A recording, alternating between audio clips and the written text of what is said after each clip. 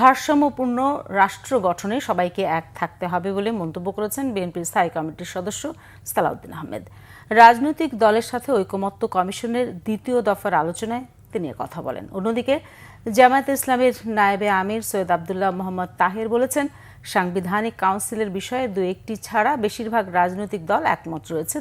আর ঐকমত্য কমিশনের সহসভাপতি আলী রিয়াজ বলেছেন, সব দলের সাথে আলোচনার মাধ্যমেই গ্রহণযোগ্য সমঝোতা সম্ভব হবে। এদিকে কমিশনের আলোচনায় জামায়াতকে বেশি সময় দেয়ায় ওয়াকআউট করেছে গণফোরাম, সিপিবি ও বাসদ।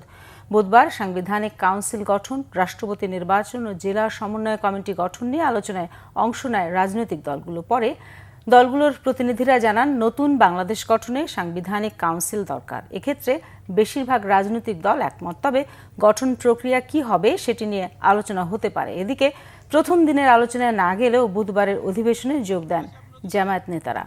এ বিষয়ে তারা বলেন, প্রধান উপদেষ্টা ফোন দেয়ায় জাতীয় স্বার্থে তারা যোগ দিয়েছেন। তবে লন্ডনে একটি দলের সাথে কথা বলে প্রধান উপদেষ্টা নিরপেক্ষতা হারিয়েছেন।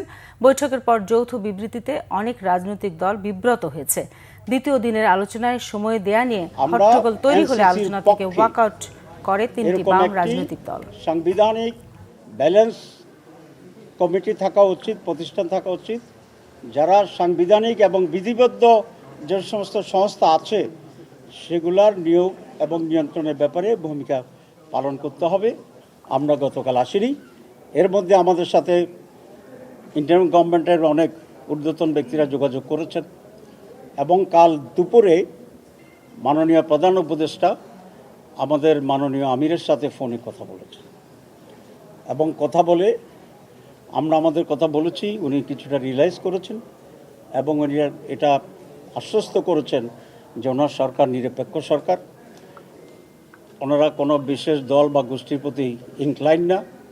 আগামীতে এসব ব্যাপারে তারা নিরপেক্ষ এবং স্বচ্ছ ভূমিকা পালন করবেন এবং সে ব্যাপারে আরও অনেক যত্নবান হবেন। জাতীয় নাগরিক পার্টির পক্ষ থেকে এনসিসিকে সমর্থন জানিয়েছি যখন থেকে আলোচনাটি শুরু হয়েছে।